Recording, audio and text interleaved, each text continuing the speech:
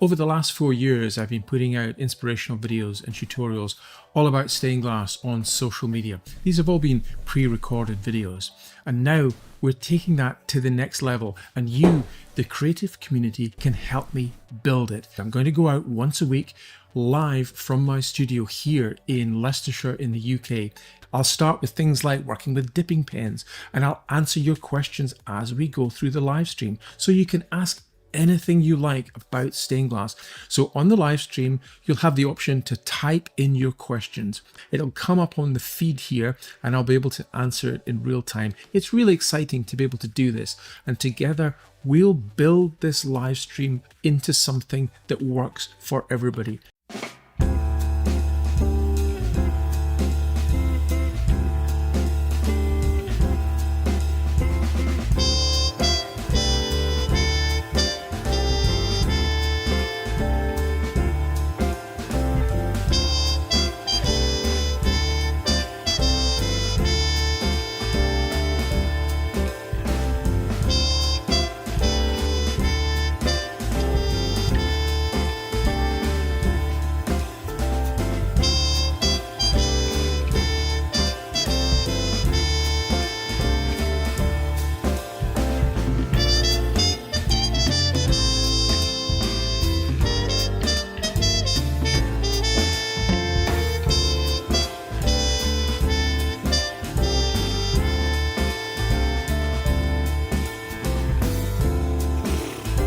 Well, let's do a live stream.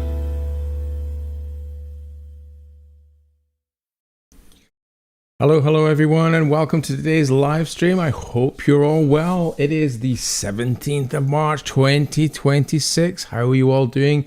Good morning, good afternoon, good evening, wherever you are in the world. Welcome to our live stream today, coming from my studio here in Leicestershire.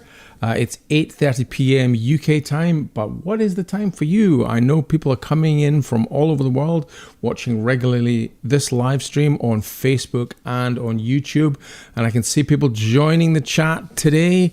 Fantastic to see so many people coming into the chat from Facebook and from YouTube, so welcome to everyone. If you're new to this live stream, my name is Derek. I'm a professional stained glass artist, and I do a live stream every Tuesday, 8:30 UK time, to this amazing international creative community around the world who are hungry for stained glass related podcasts. This is essentially a podcast. You can be working at your studio, at your bench, and sort of listening to it in the background. Treat it like a podcast, like a little radio station just dedicated to the wonderful world of stained glass.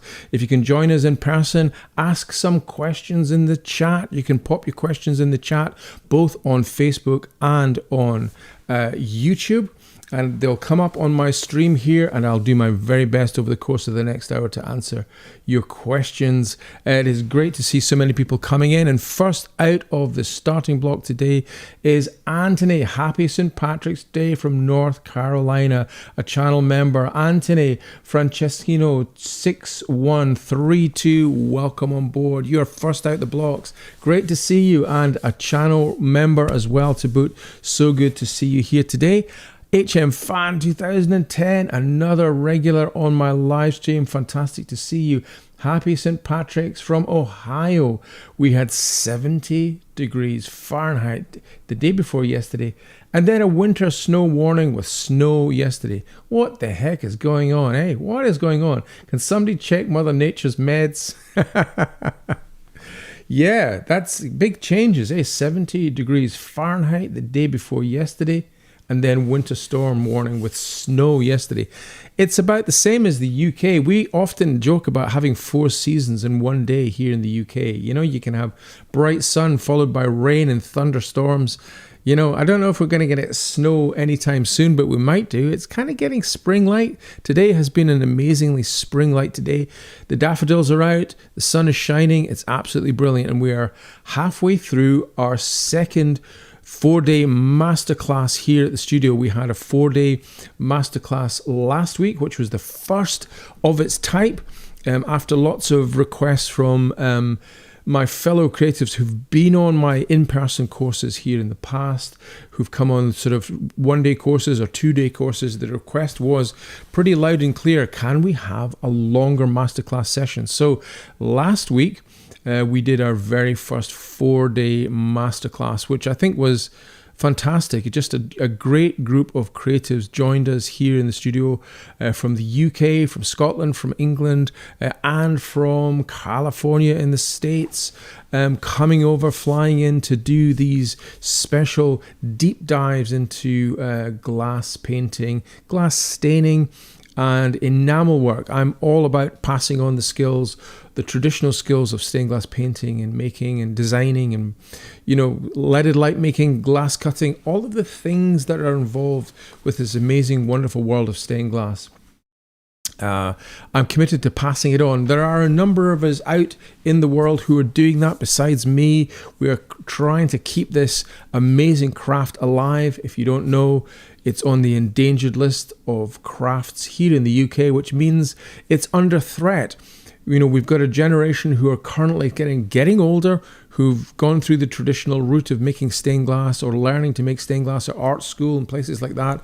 And those courses aren't taught anymore. So the younger generation don't know where to go to get good quality information, help and advice on this wonderful world of stained glass. So this is what we're doing. We put out a live stream every week to answer your questions. So again, put your questions in the chat. I'm here to answer your questions and to kind of talk with you guys collectively. We are an amazing international group of fellow creatives. The god Hephaestus is back down from Mount Olympus. Yay! Hello, everyone. Hello to you, Hephaestus. Great that you're gracing us with your presence for a short period here on planet Earth. Fantastic to see you here today. Watching on YouTube as well. How fantastic. And Original Pals from Switzerland coming on board again. Hello, Original Pals. Great to see you. Another channel member. Thank you so much for joining and helping with the moderation in chat. If there's any need for that, you're one of the team who is our moderators as well today. So it says here on Facebook, during this broadcast, you can support my page, that's my Facebook page, by sending stars, which is a digital gift that helps me earn money. It's like a little tip.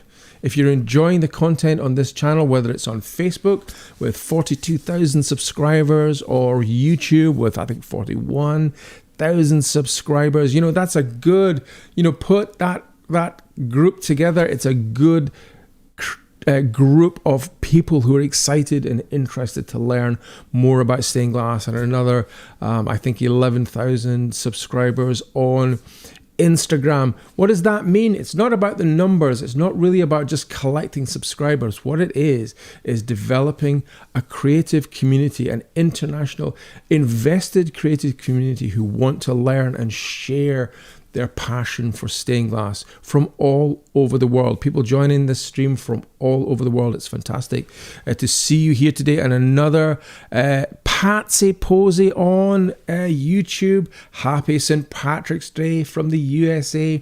Happy St. Patrick's Day to you too, Patsy Posey. Great that you're joining us here today on YouTube. And Petri, another channel favorite. Petri, welcome. I hope you're well. Evening to you too, Petri. I hope you're here for the duration to answer questions. You are my science person, my chemistry person, my glass chemistry person. You're brilliant at kind of answering these kind of questions that I can't answer. If people are asking questions about particular chemical aspects of glass painting or staining. As you know, if you follow the stream regularly, Petri is a fantastic glass artist himself and makes his own Petri's Potion yellow stain for glass made out of steel wool and vinegar, which is absolutely amazing. So I put out a question recently on what is a new offering on Facebook.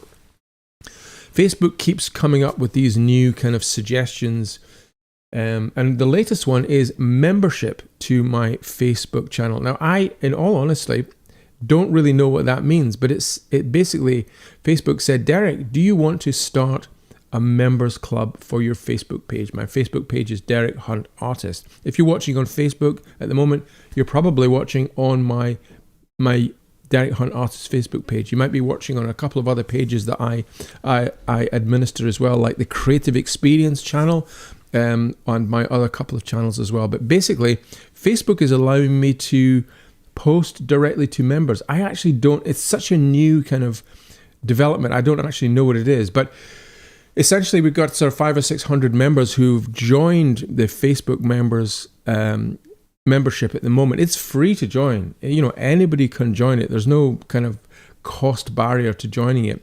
And basically I can message you guys directly and ask you polls and ask questions. So I thought one of the first things I would do was to put out a question, which is basically, what do you guys want to learn about glass painting or stained glass on my channel? What information do you want me to help you with? What pain points have you got in terms of your stained glass journey? And I gave a series of possible answers, like learning how to cut glass, or learning how to make stained glass windows, or learning how to paint on glass, learning how to fit stained glass windows. That's quite a common question that I get asked a lot. How do we fit stained glass windows?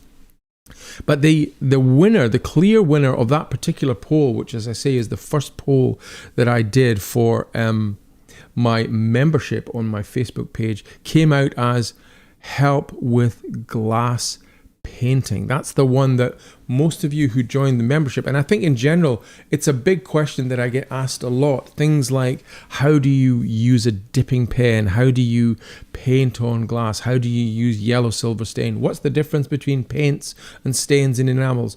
Though all of those questions are revolving around the same topic, which is glass painting. Now, I think that's great that you're asking these questions, because there are so few outlets for that kind of information. Glass painting is a very niche aspect of the stained glass world. Now, stained glass making is actually a niche market anyway. It's a kind of a cottage industry. It's a small group of people around the world who enjoy making stained glass and light catchers and leaded glass windows, domestic panels, as well as going all the way up to kind of fully fledged public art projects, like the type of thing that I do, and Petri, who's on the chat today, does as well, larger kind of commissions. We're all involved in this wonderful world of stained glass, and a very small proportion of us actually paint on glass.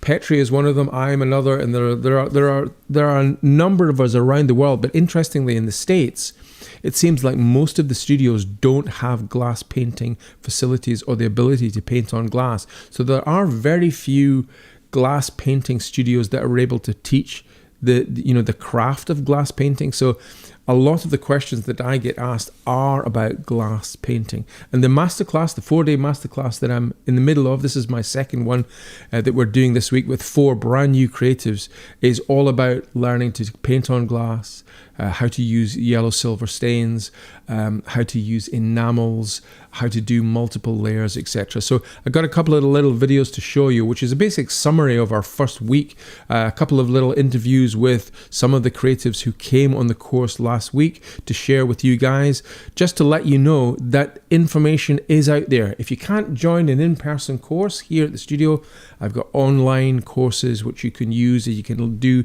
distance learning via a screen on your television or your laptop, and you can do the course at your own pace wherever you are in the world. But passing on the skills of stained glass is really what this YouTube channel and this Facebook page are all about. And we concentrate a lot of our time on glass painting, not exclusively glass painting, but a lot of our time. I also want to help you with learning how to cut glass, learning how to design stained glass windows, all about the different types of glass, the different types of lead. There's lots of different topics to cover. I'm going to say hello to a few more people who are joining the chat. Thunderwood Underwood, happy St. Patrick's Day from Wiltshire. May not stay the course tonight as struggling with sinus, ear, nose, and tooth infections. Oh my goodness, this group usually takes my mind off things. So yeah, fingers crossed, Thunderwood Underwood. I'm so sorry to hear you're down with that just now. That sounds terrible. Sinus, ear and nose infections. Oh my goodness me. Yeah, get well soon, Thunderwood Underwood. But thank you so much for joining us today. It's great to see you here. And Jerry Z57 HM fan 2010. She's been throwing out temperatures like lottery numbers. Crazy. Mother Nature. Has she indeed, Jerry Z? Temperatures up, temperatures down. And David, hello, David Elliott. Hello from Suffolk. Thanks, Derek. After last week's terrific course, which included lots of encouragement, things are arriving ready for the next exciting step. Lots of practice. David joined us last week on the 4-day masterclass. It was fantastic to meet him in person after a number of weeks where he'd joined this live stream and joined us in the chat, and I could see that he had booked a course, so it was great to meet him in person. Quite a few of you here who are on the stream today have attended my in-person courses or have been doing my online courses, so it is great that I was able to meet David, and I'm really glad that you've got a lot of bits and pieces. I bet you there's some porcupine quills in that order, if not anything else. I'm sure there are. David, it's great that you're joining us today. Speedy recovery, says Original Pals to Thunderwood Underwood. Speedy recovery.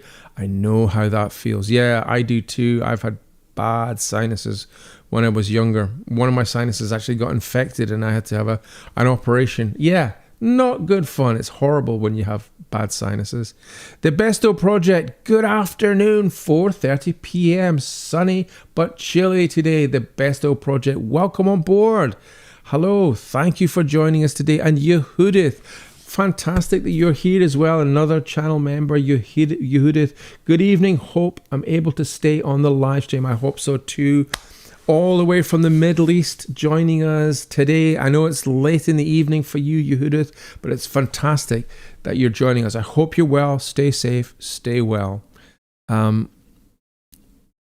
Thunderwood Underwood says, anyone seen Derek's video chat with Cliff Oster? Lovely fellow and so interesting. Thank you for that little prompt, Thunderwood Underwood. Yeah, that interview with Clive Oster is up on my Facebook page. It's free to watch.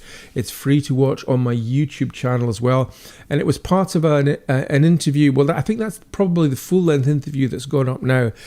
I wanted to kind of reach out to Cliff in person and talk to him via, live stream like this to get his backstory, because he's a really fascinating and interesting man who really decided to just create a whole new batch of orange stains and yellow stains and red stains, and now, believe it or not, green stains and possibly even purple stains. I heard a whisper that he's trying to create purple stains.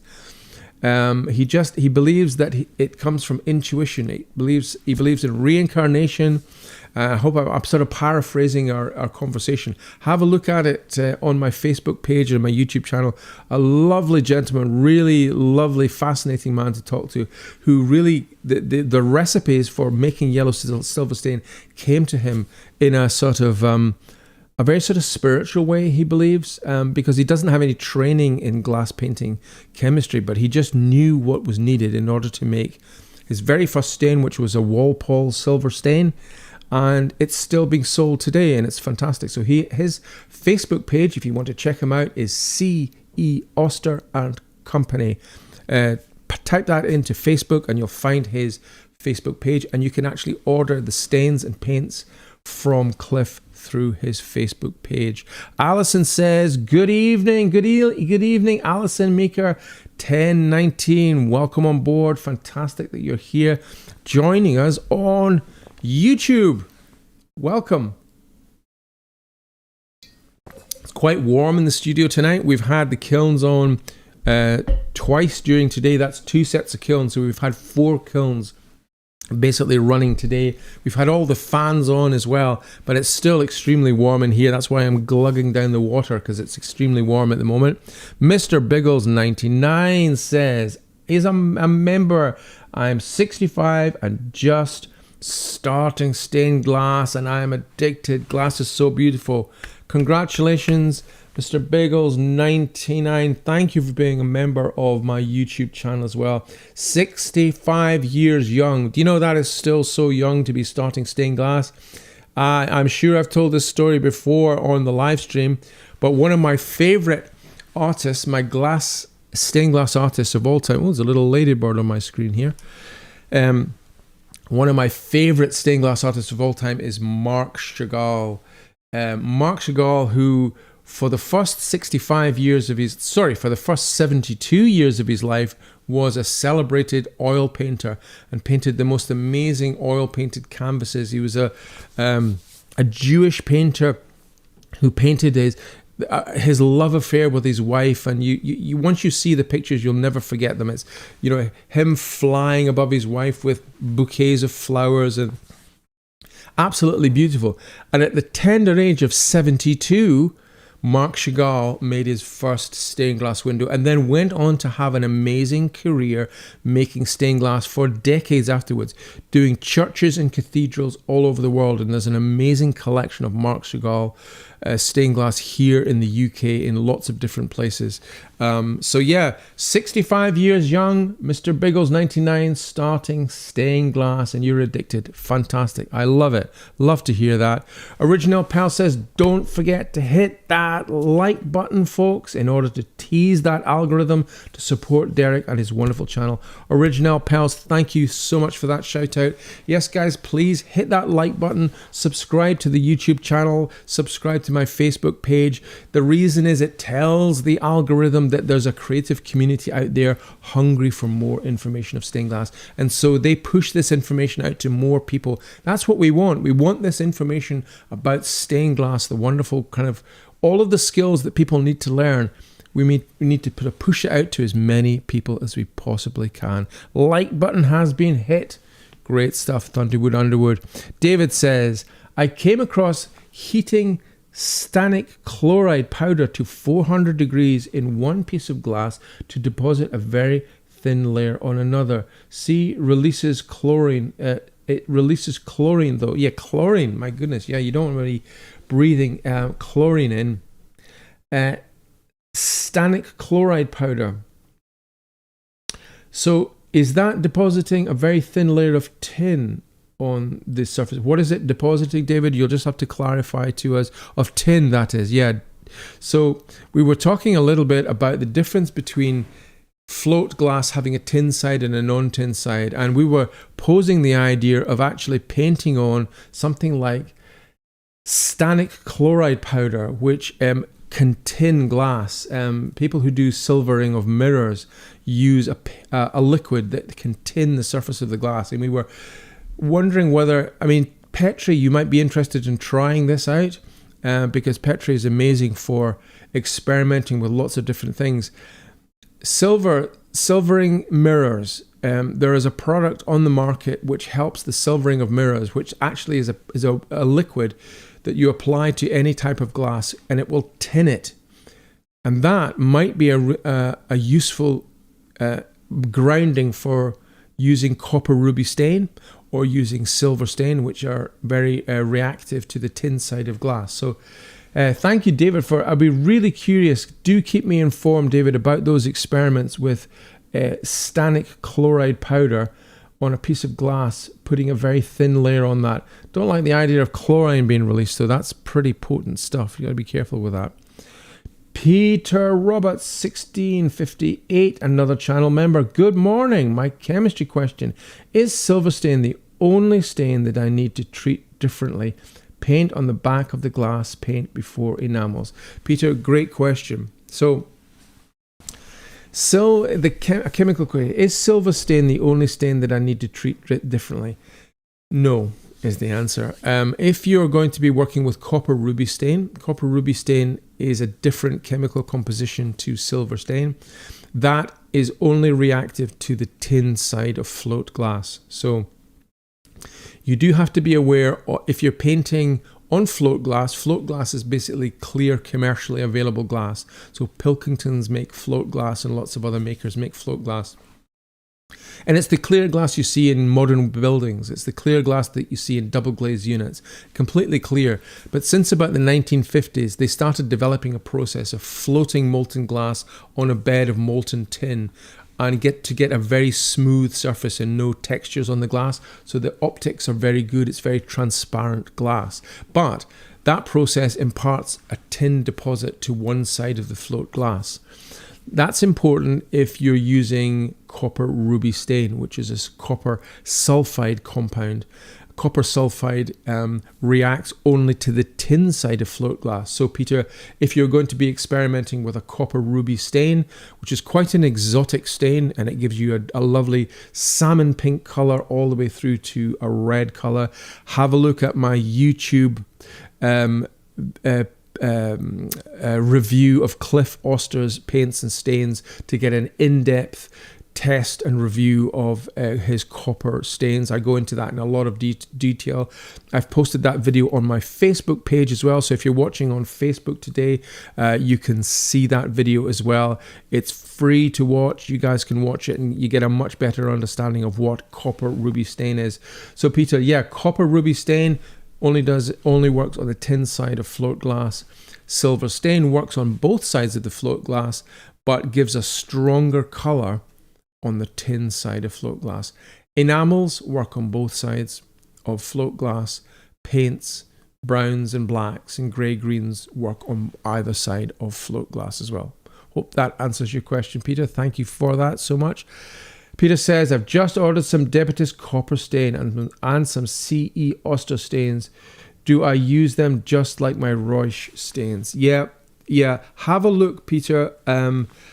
Have a look on my YouTube channel. Have a look on my Facebook page. That goes into a lot of detail about preparation of those paints and stains. I can't remember, Peter, if you're doing my online course, my enamel painting course, but again, there's a whole module on copper ruby stains, which gives you lots of information on that. So the information is out there. It's really good to see that you have ordered the Debitus copper stain and some CE Oster stains as well. Great news. Keep me up to date. Keep me up to speed with your creative developments. I'd love to know how you're getting on with that. Glad you're feeling better, Thunderwood Underwood. Great stuff. Alison said, I said I'd be back. It's great that you're back. Fantastic. You joined us, I think, last week. Was it the first time last week on the live stream? Wonderful that you're joining us again. Welcome to this wonderful creative community. So, Skip says, finding a studio willing to teach painting in the US has always been difficult. When I was new, if you weren't related by blood, marriage, or close personal collections, you were turned away. Yeah, that's so sad to hear, Skip. We were actually talking about that today in the Masterclass, about the fact that there are still studios here in the UK as well, which don't believe in passing on the information or giving people opportunities. They gatekeep.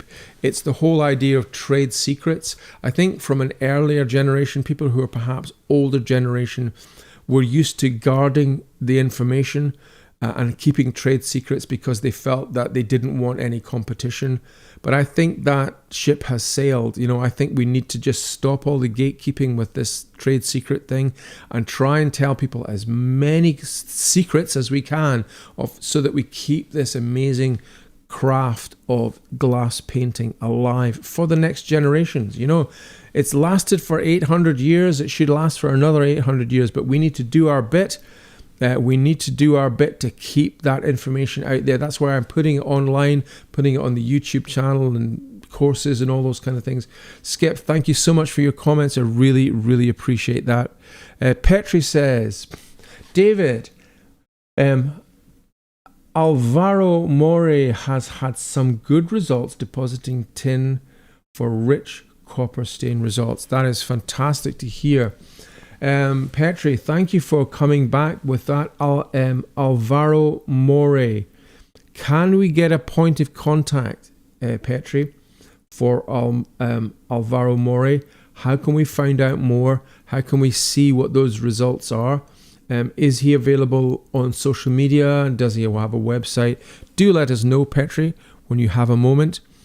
Mr. Biggles says, Mr. Biggles was my daughter's first horse, and I must have chosen the name for YouTube 20 plus years ago. I'm Nuala and female and loved experimenting with fused glass mosaics, copper foiling, and lead. Fantastic. Nuala, welcome and thank you for, I'll try my very best when I see the Mr. Biggles 99 tag to remember that it is you, Nuala, at the other end. It's wonderful that you are joining us today and that you are enjoying your stained glass journey. Welcome, Mr. Biggles. Nuala, says Thunderwood Underwood. Yeah. So Lisa McFarlane. Hey, Lisa. Hey, Derek. How'd it go at your lavender and clove oil Royce Best Black mix today?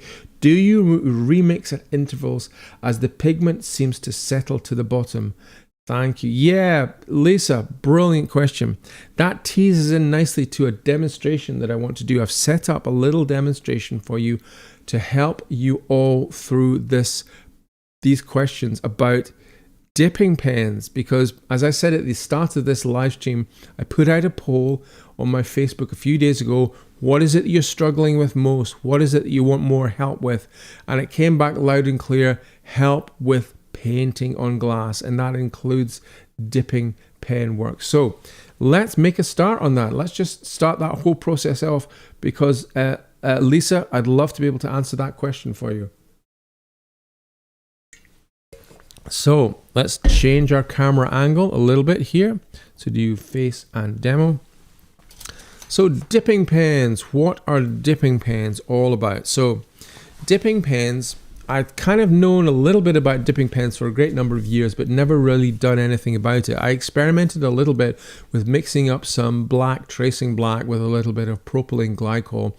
But I wasn't really happy with the results. You know, it was looking very oily and greasy and the lines weren't flowing very well. So I kind of gave up on dipping pens. I thought, well, maybe it's just not for me. Maybe, I just don't know how to make them work properly. Then a very talented and gifted stained glass painter by the name of Judson Porter posted a dipping pen recipe on Stained Glass Painting 2.0, which if you haven't seen it yet, guys, if you're on Facebook, check out Stained Glass Painting 2.0. It is a fantastic stained glass painting group. They are really not involved with light catchers and, leaded lights. It's really all about painting and staining and enameling. And Judson Porter put up a recipe which was basically a revelation for me, and I copied the details down and started experimenting with that. And essentially, Judson Porter's recipe is based around using clove oil and lavender oil, and the secret sauce is 2 parts clove oil to 1 part lavender oil. Clove oil is doing the heavy lifting when it comes to making the dipping pen flow with the right kind of consistency. And the lavender oil is acting as a thinning agent. It's thinning down the clove oil. And that combination of 2 parts clove oil to 1 part lavender oil just makes a beautiful consistency of ink, for a better word. It's not really ink, it's glass paint held in suspension. It's suspended in the oils of clove and lavender oil. So how do we make it? So I'm going to show you guys. We were covering this today in our 4-day masterclass, which we're currently doing at the moment. So we were talking about dipping pens. So I just grabbed the tools and equipment that we were using this morning. And I thought, well, I'll just show you guys on the live stream so that, there's no time like the present for just kind of reiterating this information. I've put it out on my YouTube several times. The information has gone out on my Facebook page, but there's always new people who are coming into the stream. And lots of people, when you put out a social media post, by no means does everybody see it. Only a few people who maybe follow you ever see your post. So the idea is that what you may think I'm repeating myself, but I'm trying to put the information out there so that it catches more people and more people get it. So let's just imagine we're going to make up some paint. Can you see this mixture here? These are the little containers that we use. So Lisa, you hopefully have got a little container like this. These are, again, readily available on the internet. These are little Kilner jars. And the important thing is that they are airtight. So they have a little stopper, as you can see here, a little plastic stopper. And basically it stops the essential oils from evaporating. You know, if you have an open container, they will evaporate because they naturally will evaporate over a period of time. So keeping them in a little glass jar. Don't keep them in a plastic container because clove oil is corrosive to plastic. Also, whenever you're working with oils and traditional paints, if they're lead-based paints, always wear gloves. So I'm going to put on a pair of gloves now. The reason I tell you to wear gloves is because the paint that we use sometimes is lead free, but quite often has got lead in the paint. And if you mix a lead paint with an oil, it does mean that if it rests on your skin, it can be absorbed through your skin into your bloodstream, so that you can get lead going through the membrane of your skin into your bloodstream because it's in a suspension of oil.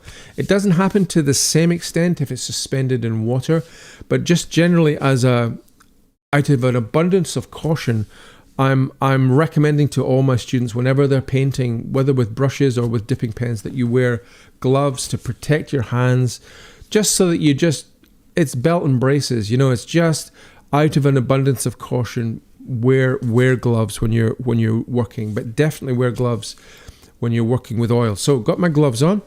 These are the kind of jars that we use. As I say, you've got them here. And I would normally use a black paint. So if you can still get hold of it, it is something like this, which is the Reusch.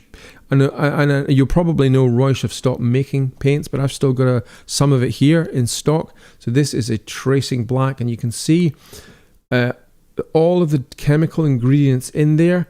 So there's a lot of heavy metals in there, cadmium compounds, cobalt compounds, chromium compounds, copper, and iron compounds. Now the iron compound, the iron oxide, is what is the kind of the part of the paint that fuses onto the glass and gives you your beautiful color.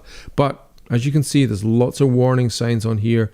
So do wear a mask when you're working with the paints in dust form. You don't want to be breathing in the dust, and wear gloves as well. So what are the proportions that I would use? I would use little measuring spoons like this. Can you see them? You'll have to sort of go online to get little measuring spoons like this. They come in lots of different sizes. And the size that I'm interested in is this size here. Don't know if the camera's picking that up. Can you see that? 1 tablespoon, 15 milliliters. So what I would do is I would get my paint and I would scoop up 15 milliliters of powder. So the powder would be flattened, so it would be like a flat level amount of powder up to the level of the top of the spoon here. I would then pop that into my jar, and that would be all the paint that I would need, 15 milliliters of paint. And added to that would be clove oil and lavender oil. Now, let me just get my clove oil and lavender oil, 1 second.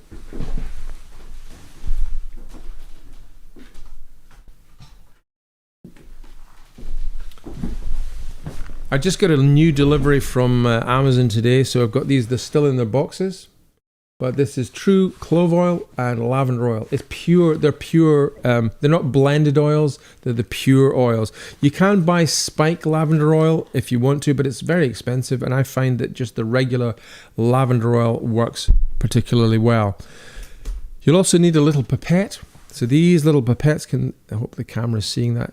These little pipettes have numerical values running up the side here. They're in milliliters, 1, 2, 3, 4, 5 milliliters.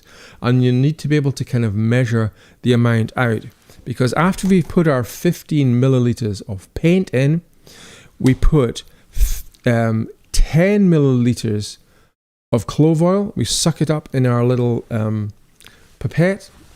Two measures of these 5 milliliters go in, so there's 10 milliliters of clove oil.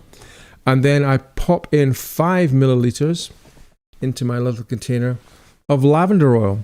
So within this container is now 15 milliliters of paint, 10 milliliters of clove oil, and 5 milliliters of lavender oil. And that's it. Give it a really good mix up. Once all the ingredients are in place, use a long little knife like this, a palette knife, and give the whole thing a really, really good mix up. Then seal the lid, and leave it to sit for 24 hours. In 24 hours, you'll get a thing that looks a little bit like this. This is some I made earlier. It doesn't really work if you mix it up and try and use it straight away. The longer you leave it, the better it gets. The more the paint infuses into the oils. Now I've just opened the lid and I'm getting this amazing aroma of clove oil and lavender oil. If you are allergic to clove oil and lavender oil, the alternative would be to use something like propylene glycol. I don't get on particularly well with propylene glycol, but not everybody likes the smell of lavender oil or can't stomach the smell of clove oil. I've had students in the past who've said that it gives them migraines. So if that is the case, propylene glycol would be the alternative for you. So I'm mixing up my container, as you can see here. It does, as Lisa asked the question, Lisa McFarlane 9322, does it settle? It does. Every 15 minutes, Lisa, you're going to have to mix it like this. I'm sorry if that sound is being picked up by the microphone, but it does settle quite quickly. So every 15 minutes, you have to mix it so that it doesn't settle. Now the pens, again, are going to be important. I've found two brands of pens that work well, and these are the ones that I tend to recommend to students. You can find them both on my Amazon shop. I have an Amazon shop which just basically collates things that you can find on Amazon anyway. It's the same price as you'd pay for regularly in Amazon, but they're just all collated in one easy and convenient place for you. So these are great. These are called Comic Sans pens. Can you see them there? Turn it this way around. They're about £12 in the UK, and you get 4 of them like this, and you get these lots of little brass nibs as well. They're brilliant. They're as cheap as chips. As I say, £12. They last forever, and they're great. These work really well with the inks using the recipe that I suggested. And there's another slightly more expensive nib that you can use, which is a Japanese nib that looks a little bit like this. These are about £20, £25. You get lots of nibs there, but just one handle. And I think these are superior. So again, you can find all that information online. You don't have to go to my Amazon shop. You can find them anywhere you like, but they're just there if you need to look out for them. And they're really good. These nibs work really, really well. So essentially, making your ink to the clove oil, 2 parts clove oil, 1 part lavender oil recipe that I mentioned, and using the dipping pens that I mentioned, you will get some great results. You do have to work at it a little bit to get it to flow, but essentially you get some great results. And the beautiful thing about using a dipping pen is it's really intuitive. It's like drawing on paper with a pencil, or using a ballpoint pen. It is easy to hold whether you're left-handed or right-handed, and it's so much easier to control than, for example, a rigger brush. So yeah, let me just get a dipping pen and show you in action.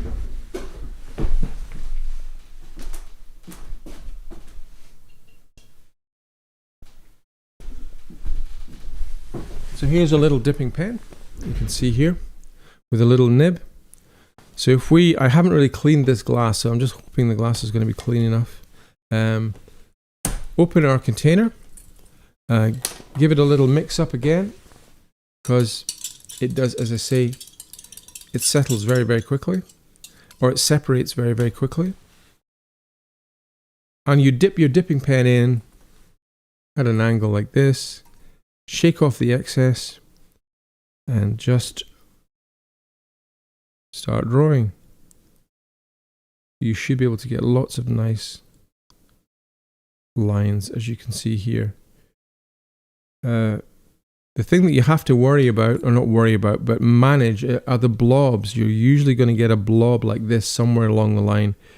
And there are various ways of combating the blobs. But you get some amazing lines that you can draw. And so it's really good for detailed work if you wanted to do line work, etc., using a dipping pen, or even writing. You want to write a poem or write a piece of text. If you're doing close quarter work, that's been seen, being seen maybe 2 feet away or 3 feet away, it works really, really well. And it's just, once you've made up your batch of ink, it will literally last for months and months and months. And you can use these little Can you see these little rubberized pencils? They've got little rubber ends like this. These are really good for tidying up your lines as well. You can use them almost like rubbers to tidy up your lines. You know, so if you want to get rid of a little bit of the ink, you can use your rubberized pencils like this just to lift it up. You can also use Q-tips. I don't have any Q-tips at the moment easily to hand, but you can use these rubberized pencils. You can use Q-tips. You can use a variety of other things, including heating it in the kiln to dry out the oils and then scratching it back. That's just a potted version of what will be longer YouTube videos that you can watch at your leisure. But essentially, dipping pens. Guys, if you haven't tried dipping pens, do try them out. You're in for a treat. They're really nice. And I'm going to show you a couple of videos just now of some of the students' work. Some of the students' work today, actually. I just took some film today of some of our 4 students who are doing our current 4-day course. Let me see if I can find that video, and I'll just play it for you now. And then we'll come back and have a chat. So end of the first... Wrong one. Sorry, not that one.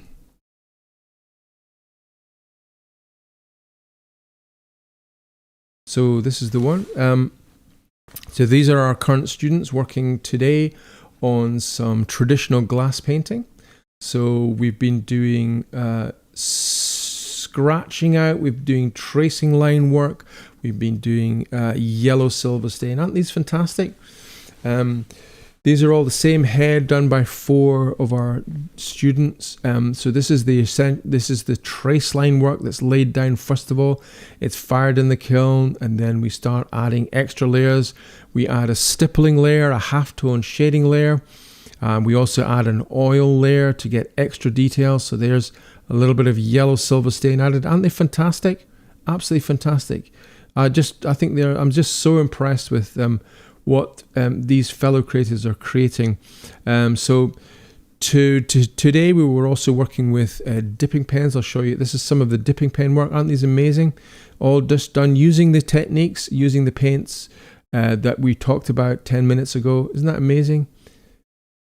Kingfisher with a fairy on the back, and we've been adding an oil shading layer to that, and we're then going to be adding some enamels to these pieces as well. Really can't wait to see how these develop over the course of the next 2 days.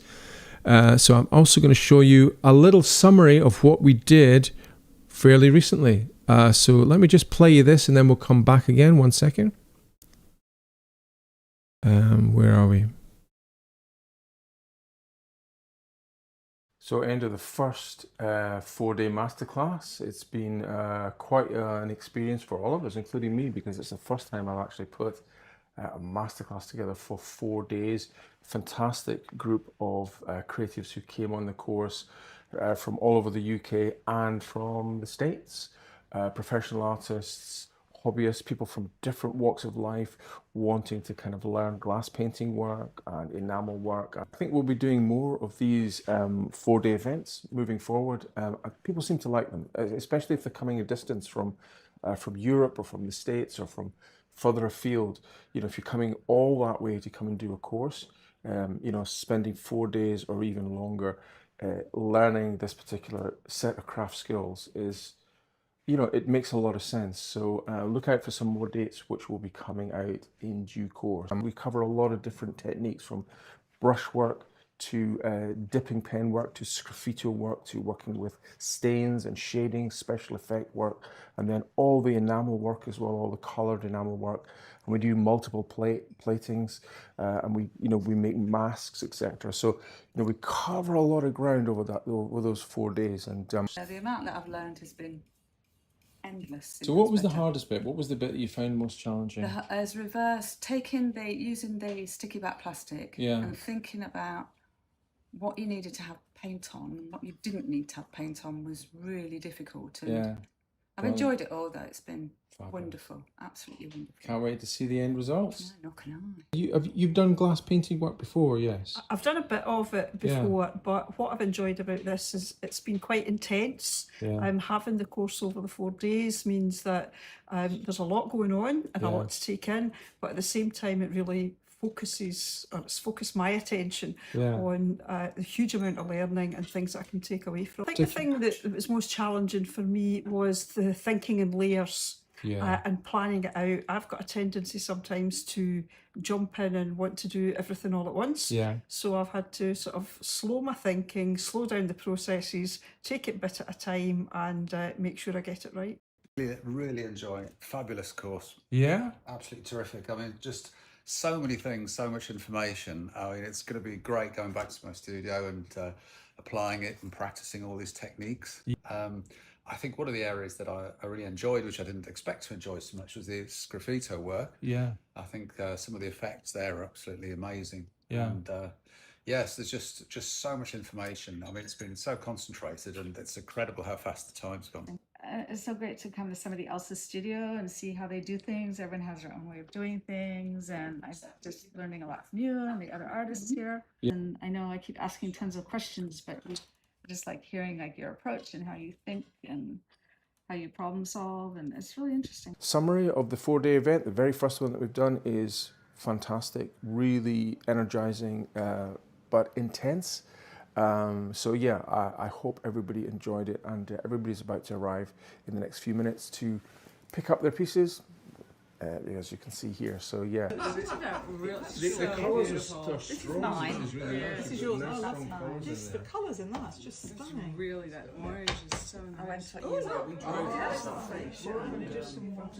you could do it on top of that. Yeah, just around, just sort of every stage. Playing, and that's I think it's just fabulous. Yeah, really awesome, interesting stuff. Looking forward to doing more of these longer masterclass events. Talk to you soon. Bye for now.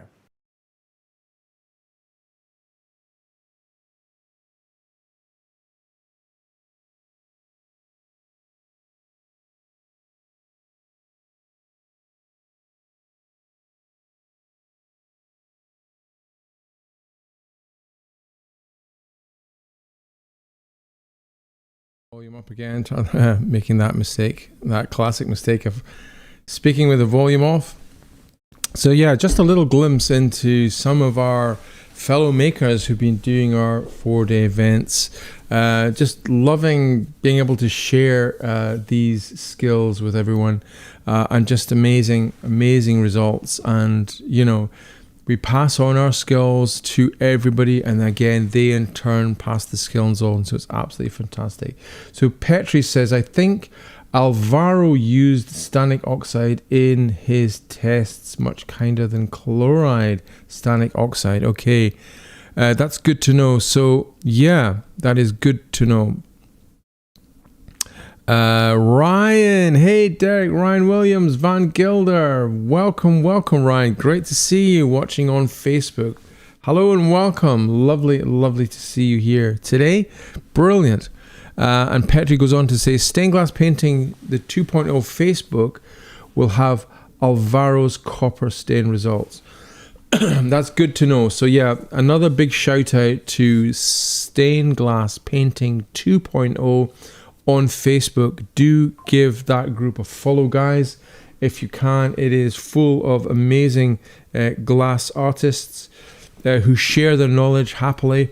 And yeah, I'll have a look at Alvaro's copper stain results as well. Thank you so much, Petri, for shouting that out. Marshmallow Me 125. Hey Derek, I've actually caught one of your lives. Laugh out loud. Welcome on board, Marshmallow Mel. Welcome on board. It's great that you're here. Thanks so much for joining us today.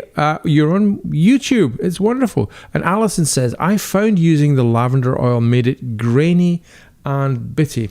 Okay, so that tells me, Alison, that the paint needs to be ground down a lot before you pop it into your jar. So there are different brands of paints available. Not all of them are talcum powder soft.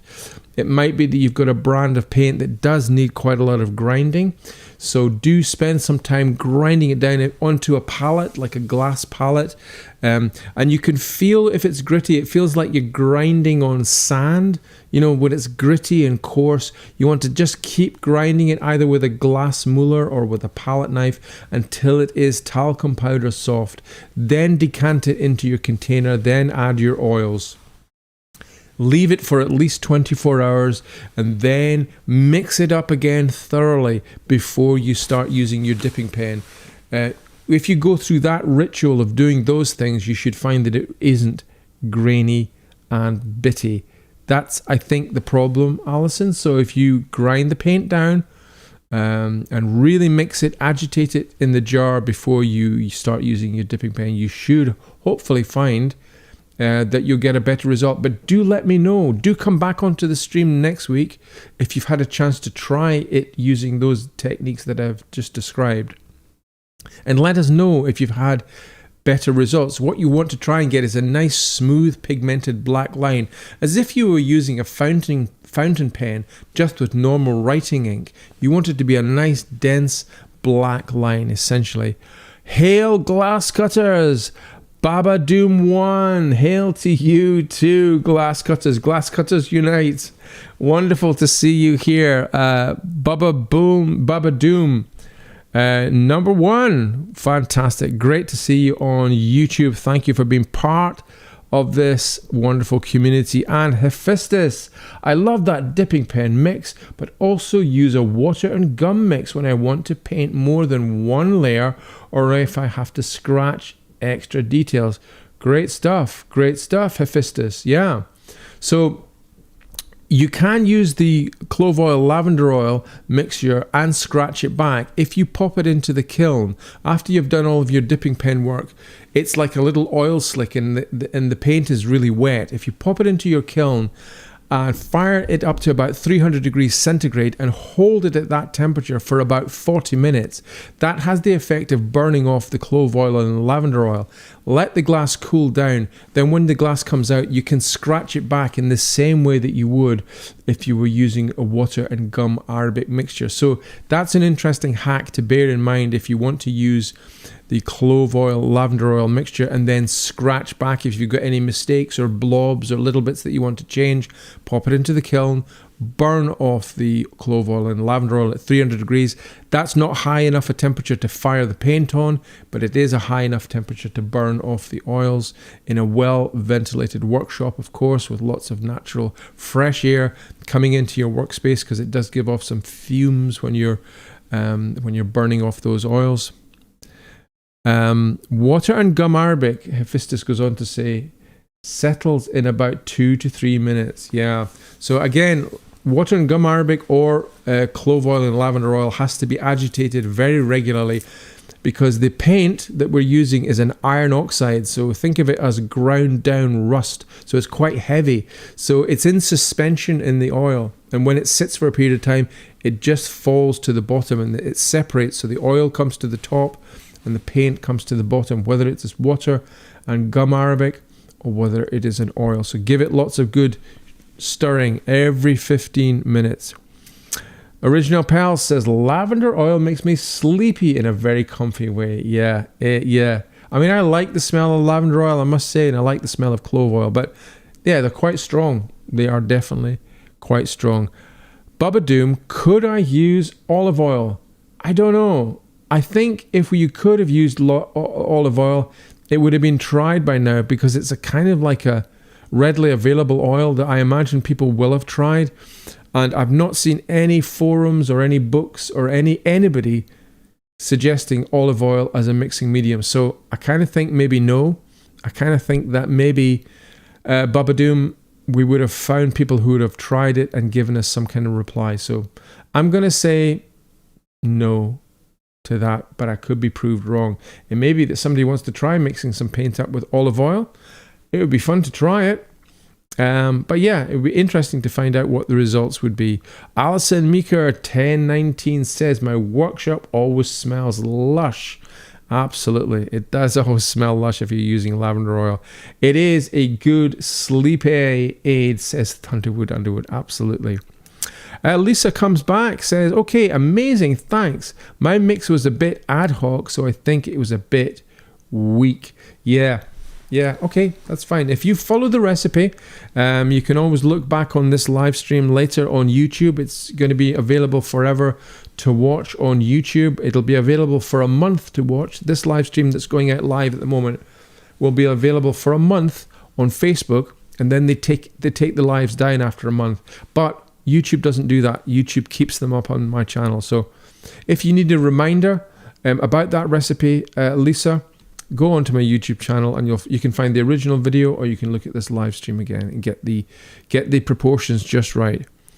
Fairy riding a kingfisher isn't it? It's a really nice design.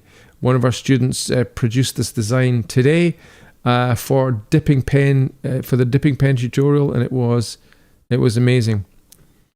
Yehudith says, can you give best firing temperatures for the dipping pen work? Yeah, I certainly can, Yehudith. So dipping pen is exactly the same as regular paints. I normally fire that at 650 degrees centigrade, holding for about 5 minutes at that temperature, then switching the kiln off. There's no real fire schedule for paints. It's as fast as the kiln will go up to that temperature, to 650 degrees, whether it's a gas kiln or an electric kiln. Hold it for 5 minutes, soak that temperature, then switch the kiln off and let it cool down naturally. And that will do the job nicely. Aaron, evening Derek, evening Aaron, how are you? Love the dipping pen, and great to see Danielle made it out to your class. Absolutely, we were talking about you today. Aaron, your ears might have been burning because we were talking about the fact that, you've started your own company, your own studio, and you came on one of my courses as well, and you're just a good connection, a good point of contact for Danielle, and it's really good that you both have kind of managed to make connections as well.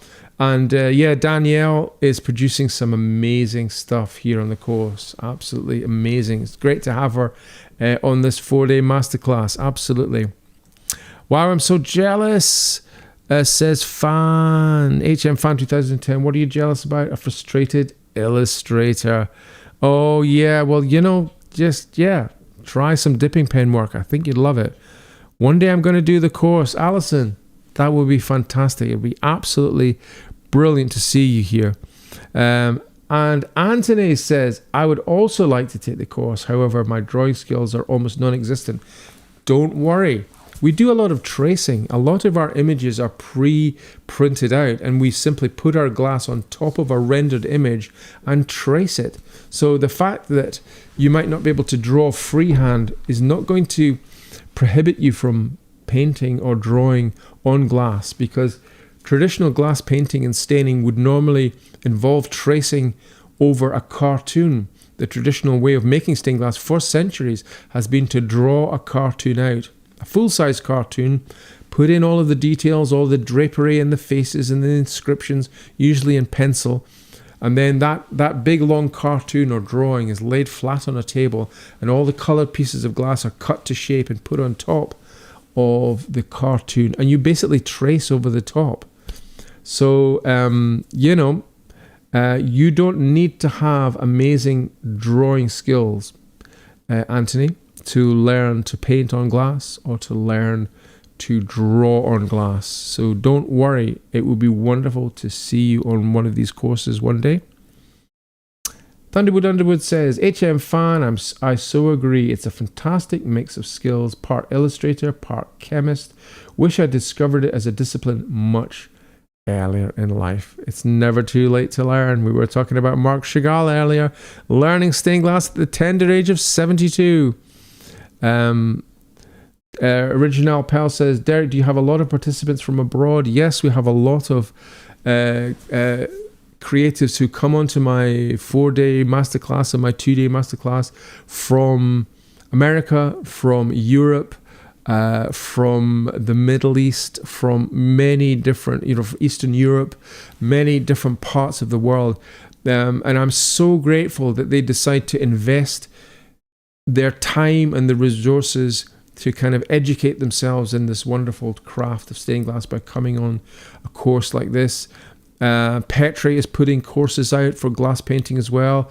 Petri, if you're still on the stream, do let us know if you've still got spaces available. If you've got any dates in mind, I can't recall seeing any dates up yet, but I know you're thinking about seriously putting some glass painting courses together in your own studio. It would be great to help promote that for you, Petri. So there are other glass artists up and down the country, not many, but there are a few who are teaching glass painting. So yeah, it would be wonderful if you wanted to do it. And we do, Original Pals, get quite a few people coming on the course from all over the world. Cindy Dawson, 3815. Hello there. Thanks for sharing all this information. I recently made the inks for my dipping pen and I will try it out in a few days.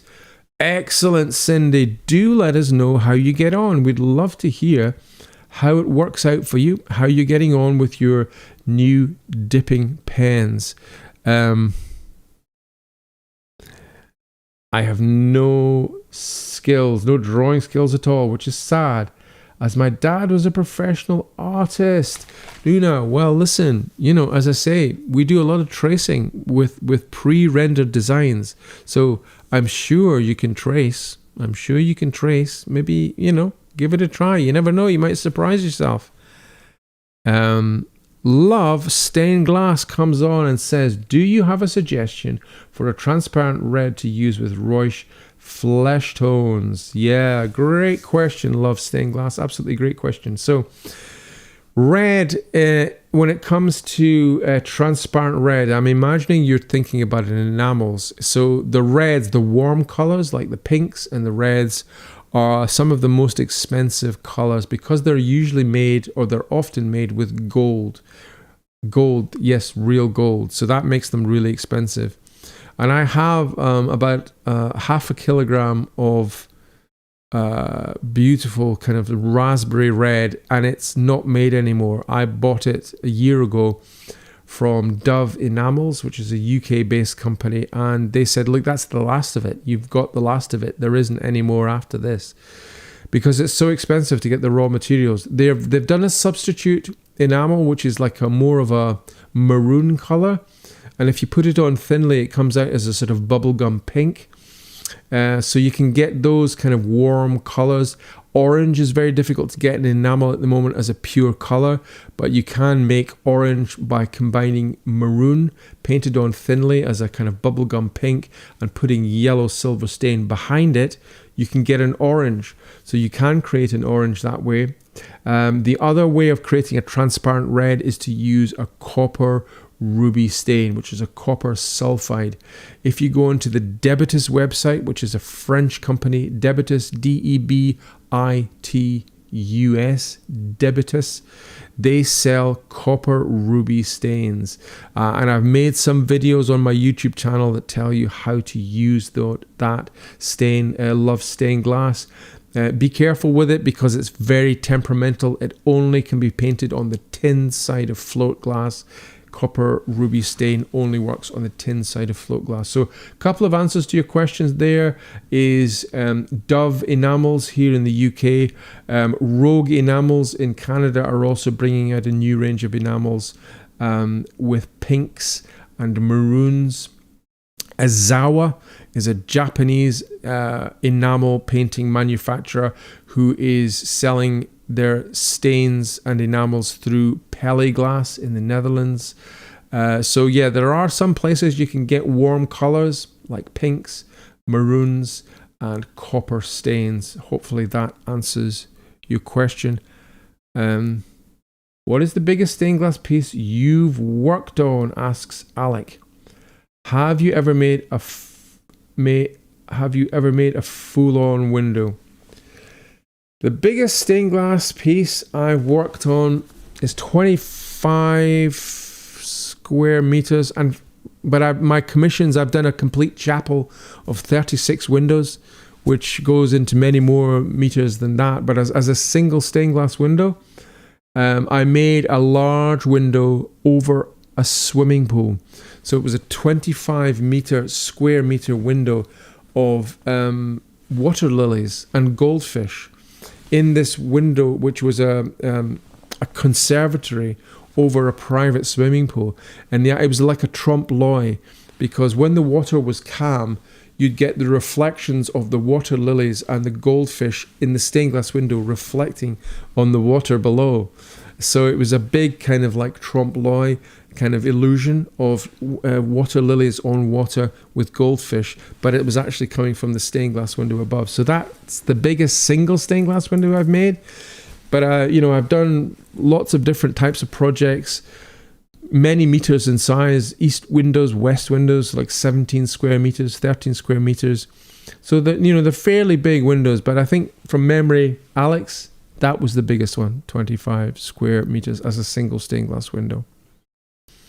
HM Fan 2010, do the oils serve just as a vehicle for the pigment, or do they provide other qualities like adhesion or reduction of glass surface tension? Great question. Yeah, they're simply a vehicle for delivering the pigment onto the surface of the glass, and they stay wet because it's a clove oil and lavender oil mixture. It doesn't really dry out. It's like a little oil slick, and if you hold the glass up at an angle, it will slide down the glass, so you always have to keep the glass flat. It doesn't provide any adhesion. We don't add any gum arabic to the mixture because we don't want to create gums that would gum up the nibs, the dipping pen nibs. So it is simply a vehicle for transferring the pigment onto the surface of the glass in a controlled manner.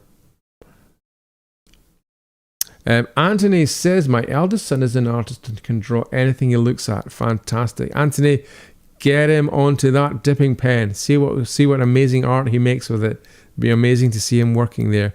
Original Pal says, my painting skills are quite non-existent as well. So what? Do your best and practice, practice, practice. Absolutely. Practice makes perfect. There really isn't any substitute. As we were talking about earlier on today in the course, essentially explaining the techniques of glass painting, whether it's using silver stains or paints or enamels, is relatively straightforward. It's kind of not high-tech methods. It's medieval ways of applying paint to glass. So it's quite understandable. It's quite easy to understand the techniques. It's quite simple to go through the process. You do this, you do this, and you do this, and you do it in this sequence, and you'll get this result. And it's deceptively simple in a way when you look at somebody demonstrating it. It's much harder to do in practice, and you realize that it is, as you say, Original Pals, practice, practice, practice. You've got to do your 10,000 hours, and it eventually starts to flow, and you build up muscle memory, and you build up hand and eye coordination, and you build up an understanding of the consistency of paint that you need, the liquidity of the paint, how much gum arabic you need to put into it. You can't really teach all of those little finessing points. You just have to learn by doing. And the more you practice and the more you do it, and the more mistakes you make, the quicker you'll learn.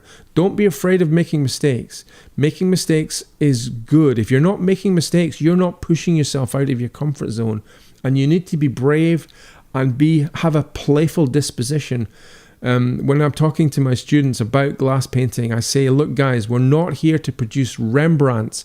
There's the tyranny of perfection that we all carry in our heads, that if we're going to do something and we're coming on a course, it has to be brilliant or it's no good. Or if you're not getting a good result, it's a sign that you're not meant to do it. Or I'll never be any good because I can't make it work. We all go through those things, and it's about relaxing into it and accepting that it's going to be wrong. And every time it goes wrong, you're 1 point closer to getting it right. And eventually it'll start to go right more often. If you improve 1% every time you do something, you do it for 10 times, you're already 10 times better than you were when you first started. Have a playful attitude to it. Be relaxed. Don't be too precious about your mark making.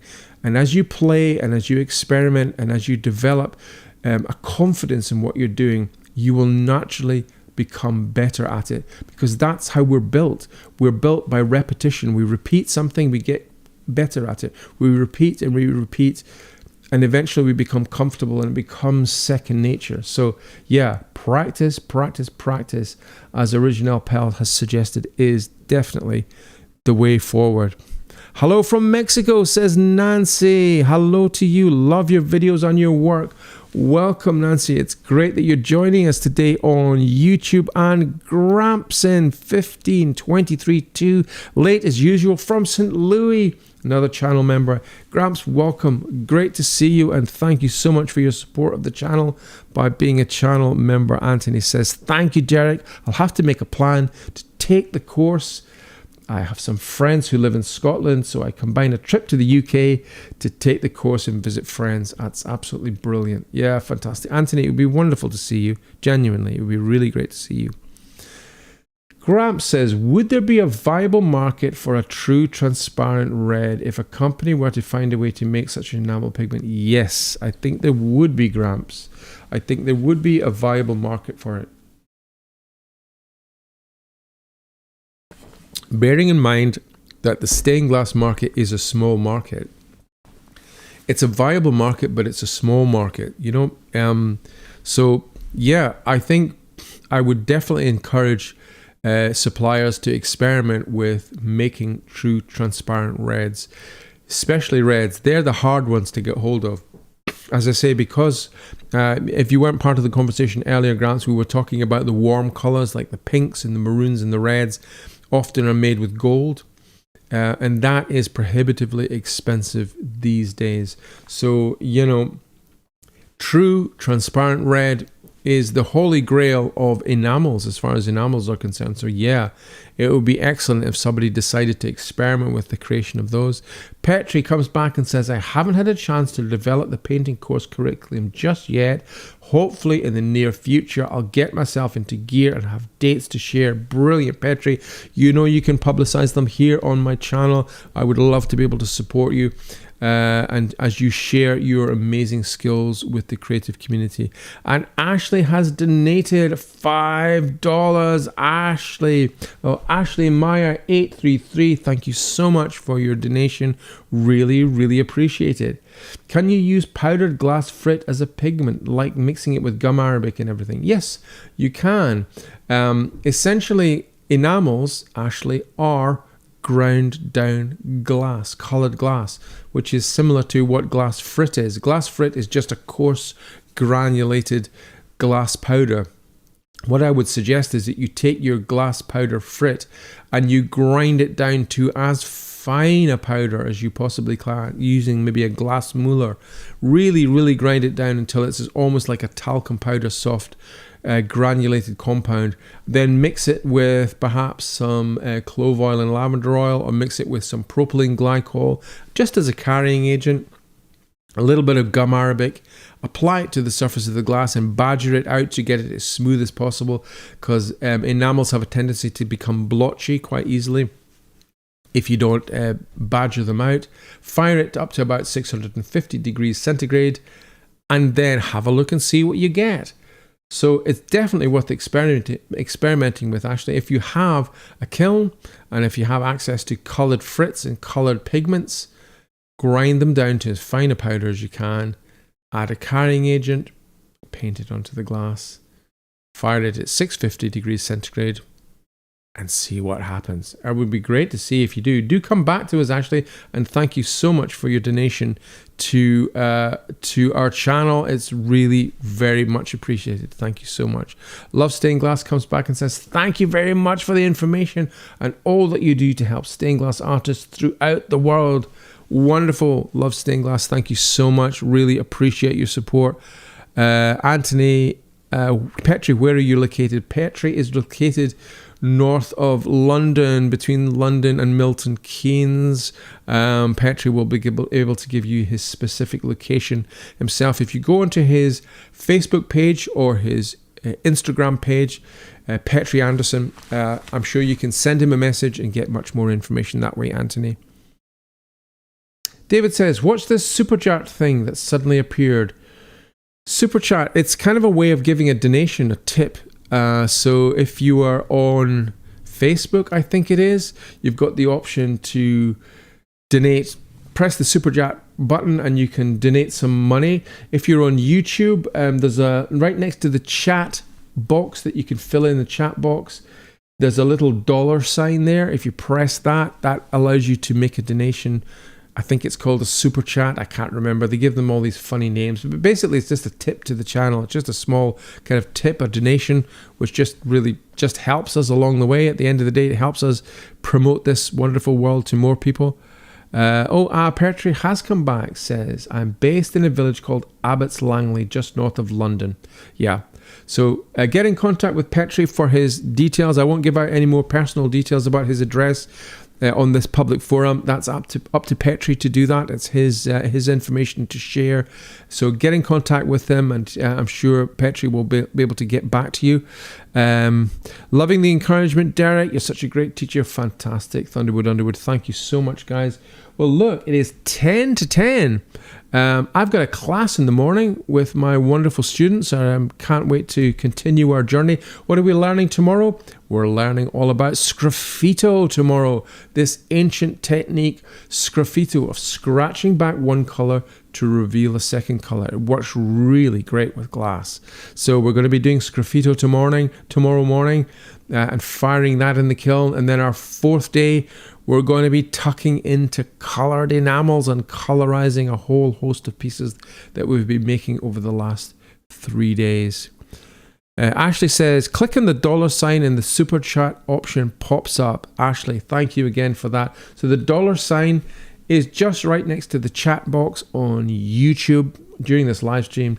You can click on that and you can donate a super chat if you feel so inclined. That would be wonderful. Aha, says David.